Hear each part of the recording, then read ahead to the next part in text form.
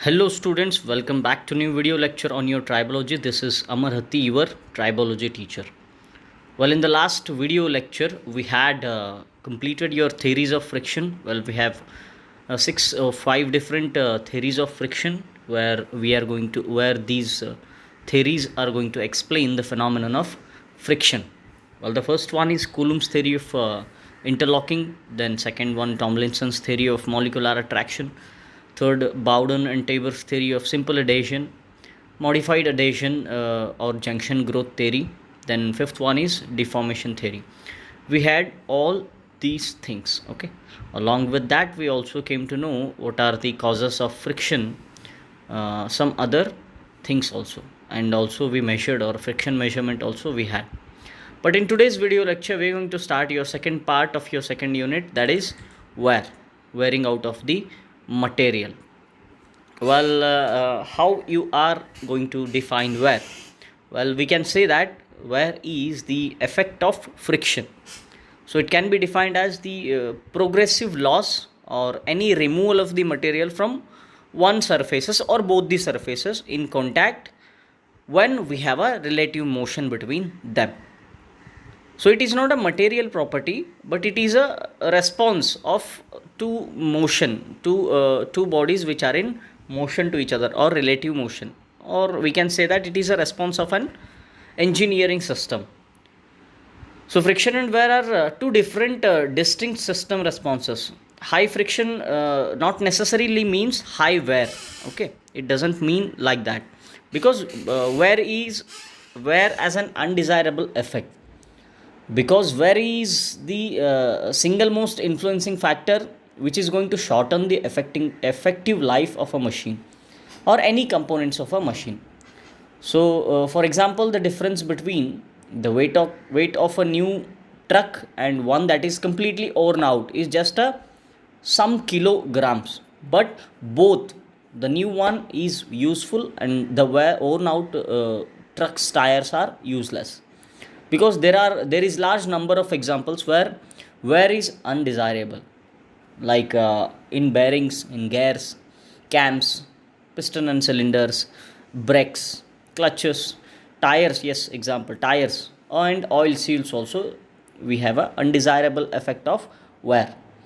But wear is also a desirable effect, because there are some examples where wear is a desirable effect, like machining.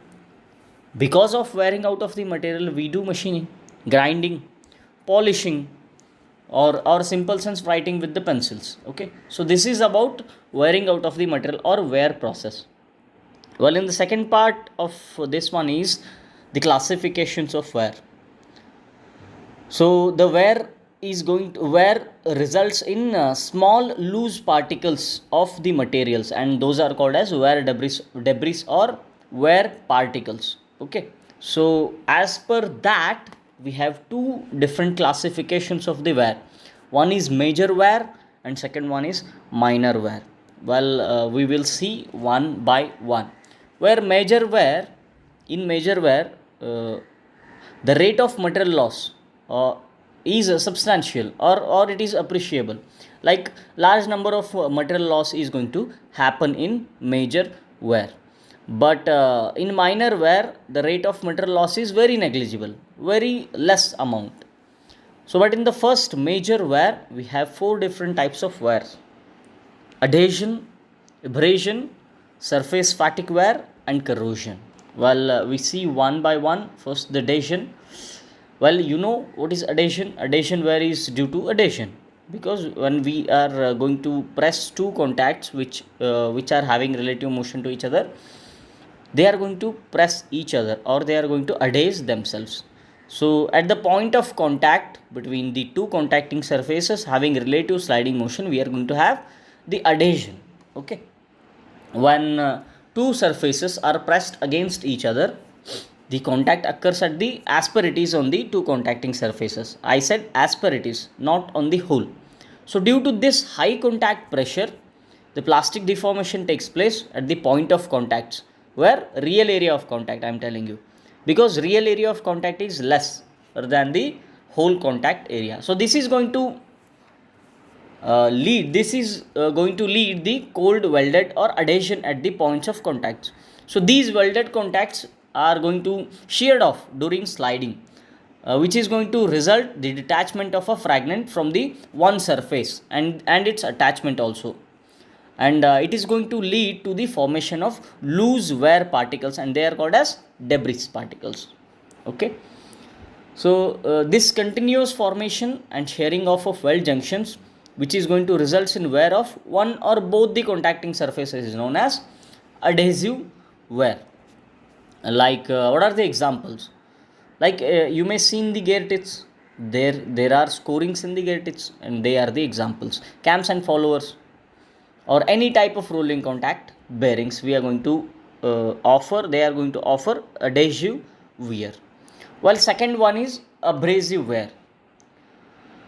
When a hard surface when a hard surface slides against a soft surface, the digging of the soft surface is going to happen by the asperities on the hard surface, or any particles which are entrapped between these two surfaces are going to plow into the softer surface. Okay, so this is going to cause the abrasion of the softer surface, sometimes harder surface also. So the abrasive wear results in the formation of grooves on the softer surface. Due to this plowing, the material from softer surface is either removed in the form of loose fragments, or it may get attached to the harder surface. For abrasive wear to occur, the hard surface must have we have to know here the Wicker hardness test. We have to do the hardness test of a hard surface. So if Wicker hardness test we have done, and the hardness of that one is at least 20% or above, it is going to plow into the softer surface. Well, we have two different types of abrasive wear. One is two body abrasion, and second one is third body abrasion. Well, in two body abrasive wear, a rough hard surface slides against a relatively soft mating surfaces like grinding, cutting, or machining. Okay, those are the examples. In three body abrasive wear, the rough hard particles are entrapped between the two sliding surfaces, which is going to cause the abrasive wear on one or both the surfaces. Okay, examples of this one is polishing, lapping, or any sliding contact bearings. Okay, so this is about two body and three body abrasive wear.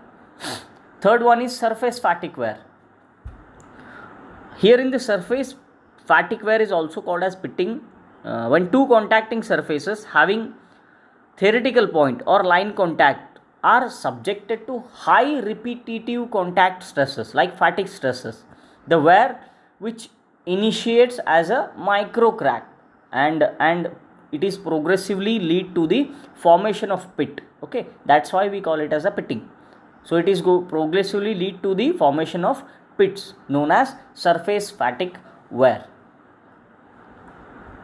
So when the Hertz contact stress induced on the surface is going to exceed the surface endurance strength of the surface failure takes place. Okay. So what are the examples of surface fatigue wear? Like if we have a pitting in gears, that is the example of pitting or surface fatigue wear. Rolling contact bearings, cams, and followers. Well, a fourth one is corrosion wear, corrosive wear, or a simple sense corrosion. The first three types of wear, adhesion, abrasion, and surface fatigue wear, are the mechanical processes. Okay, whereas the corrosion wear is a chemical process. Simple. The corrosion wear is due to the reaction of an environment, which may be a lubricant or or oxygen in the air with the contacting surfaces. The reaction is going to produce or reaction products from a protective thin film on the contacting surfaces. The sliding motion between the two surfaces wears away the protection film against the environment, which is going to react with the surfaces and form a protective film. So this continuous formation and removal of the protective layer on the contacting surfaces, where we are having a sliding motion, then we are going to have the corrosion wear. corrosive wear. So many a times oxide film is formed on the contacting surfaces, which is going to prevent the metal to metal contact, and it is going to reduce the adhesive wear also. This is one of the advantage of a corrosion wear. Well, this is about major wear. Well, the second one is your minor wear. So I said in minor wear, the wearing out of the material is negligible, very less. So we have four different types of minor wear. The first one is fretting, second one is solid erosion, third one is liquid erosion, and fourth one is percussion. So fretting occurs due to low amplitude vibratory sliding motion between the two contacting surfaces. Basically, fretting is a micro form of adhesive or abrasion wear. Okay. So the normal load between the contacting surfaces causes the adhesion between the asperities, and tangential vibratory sliding motions causes a rupture, and it is going to result the wearing out of the material. So when a fretting occurs in combination with corrosion, it is known as fretting corrosion. As many corrosion products are harder than their parent metals, fretting corrosion may also lead to the abrasion also. So what are the examples?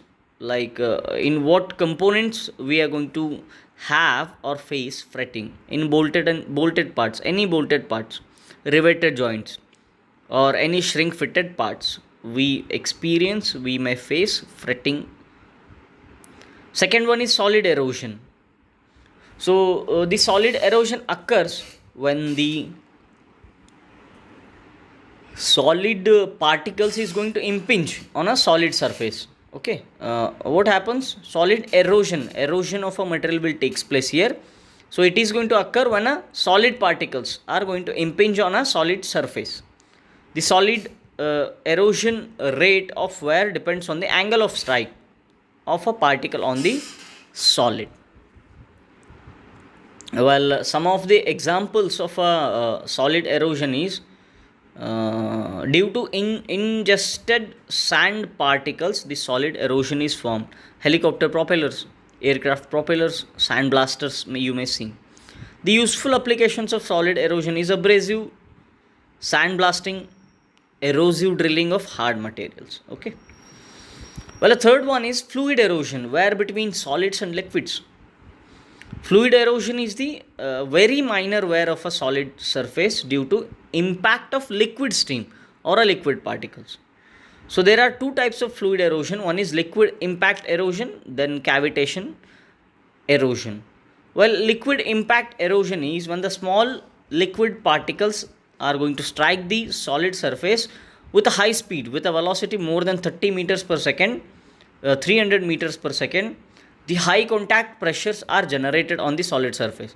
So these contact pressures exceed the yield strength of most of the materials. Due to this, the plastic deformation or fracture occur from a single impact or repeated impacts, resulting in pitting or erosion of the surface. So this phenomena is known as liquid impact. Examples of this one is erosion of steam turbine blades. Okay. While fourth one is your percussion wear. Percussion wear is a minor wear due to repetitive impact between the contacting surfaces in normal direction. Okay, you have to understand this. We have a repetitive impact between the contacting surfaces, but in a normal direction. Okay, but in a normal direction. Due to repetitive impact, the relative motion between the contacting surfaces is the combination of motion in normal as well as tangential directions. So therefore, this percussion wear is a combination of adhesive, abrasive, fatigue and corrosion wear. Examples of this one is in gas bearing and print hammers you may have seen. We have a tangential or normal direction. In normal direction we have the contacting surfaces. Okay, so this is about your wearing out of the material and classification of wear. Well, the second part comes is your factors affecting wear rate. What are the factors which are going to affect the wear rate? Well, the first one is, or whenever two contacting surfaces have relative motion between them, wear is inevitable. Okay, we cannot control them. So wear can be eliminated if the two surfaces are completely separated by a fluid film, that is lubricant film. But it is highly difficult to separate two surfaces while in the operating conditions. So some of the factors which are going to affect the wear rate or volume of the wear. Well, the first one is material of contacting surfaces. So generally the softer material wear at faster rate. The material with reasonably good wear resistance should be used for contacting surfaces having relative motion, and also using the similar material for both the contacting surfaces should be avoided. Okay, we should not use the similar materials. Well, the second factors which affect the wear rate is the surface finish. Yes, of course. The asperities on the contacting surfaces are responsible for adhesive and abrasive wear. So, better surface finish is going to reduce the rate of wear. Third one is surface hardness. Surface hardness. The rate of wear is inversely proportional to the surface hardness. Hence, higher the surface hardness, lower is the rate of wear. Well, the fourth one is load. The rate of wear is directly proportional to the load what we are applying. So the load increases the rate of wear. Load increases the rate of wear. Then fifth one is temperature. The phenomenon of adhesion increases or it is going to accelerate at higher operating temperature. So to increase in operating temperature, the rate of wear also increases. Sixth one is sliding speed. As the sliding speed increases, the temperature of the contacting surfaces increases because we have a sliding motion. So if temperature increases, the rate of wear also increases. Then presence of foreign materials in between the contacting surfaces. The presence of foreign particles between the contacting surfaces is going to increase the abrasive wear. Then environmental conditions, finally. The humidity of air and unfriendly additives in lubricant increases the rate of corrosive wear also. Okay. So this is about what are the factors which affect the wear rate. So next comes is your measurement of wear. So how we are going to measure wear? Well, we have two parts or two methods we are going to measure the wearing out of the material. One is wear testing and second one is wear debris analysis. Well, the first one, let's see the first one, that is wear testing methods. The different experimental methods are used to simulate and study the wear in real practical situations. And in experimental methods we have geometry of the contacting surfaces. In order to simulate the geometry of contacting surfaces in real practical situations, some of the arrangements are used, like pin on disc, disc on disc, pin on cylinder, cylinder on cylinder, cross cylinder, or pin on reciprocating plate. So in the first one, pin on a disc, we are going to put a pin on a disc to measure the geometry of the contacting surfaces. Then disc on a disc, we are going to keep it so we can measure and simulate the geometry. Then pin on cylinder. If we have a cylindrical surfaces in contact with each other, we are going to keep a pin on that one, so it is going to take all the feedbacks of the geometry. Okay, so this is about the geometry of the contacting surfaces. Well, the second one is materials for two contacting surfaces. While in the wear testing, we use the material for two contacting surfaces.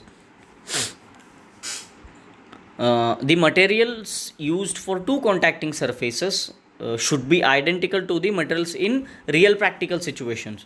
So when we have a same part materials, we can test the wearing out of the material. For two body abrasive wear testing, one of the surfaces is made of abrasive material. Generally, the larger surface is made of abrasive material. For three body abrasive wear testing, silica or quartz particles of required size are fed at constant rate into the contact zone. While the third one is lubricants. The wear test is carried out with or without the use of lubricant also, depending upon the real practical situations. So different tests are conducted by changing the lubricants as well as by changing the flow rate of the lubricant. Well, a fourth one is sliding velocity. The sliding velocity between the two contacting surfaces is maintained identical to the real practical situation. The wear tests can be carried out at different sliding velocities, so we can consider, we can check how wearing out of the material are occurring. Then finally, load. The load between the contacting surfaces is one of the important variable in wear testing. So wear tests are carried out under different loads. Different loads we are going to test the wearing out of the material. So this is about wear testing. While the second one is wear debris analysis. So here in this one, wear debris analysis, wear debris or wear particles are collected from the wear tests or actual machine components, and they are going to analyzed so as to obtain the information about the wear process. And we are going to collect the data like what are the type of wear between two contacting surfaces, what is the rate of wear of each contacting surfaces, what is the size and shape of wear particle, structural and chemical details of wear particles, heat generation and temperature rise between the contacting surfaces, condition of a lubricants even after the usage. Okay, so this is by doing wear debris analysis we are going to get all these informations. Okay, and also we have a different techniques used for wear debris analysis. Some of them are pyrography, optical microscopy, scanning electron microscopy, scanning and transmission electron microscopy, Auger electron microscopy. Okay, so this is about your wear testing. So all these processes or different techniques you use to study the wear debris analysis. So if you want to gain some more knowledge, you can refer the reference books for pyrography, optical microscopy, SCM, STEM or AES. Okay, so this completes your second unit. Okay, so from next video lecture we are going to start your third unit.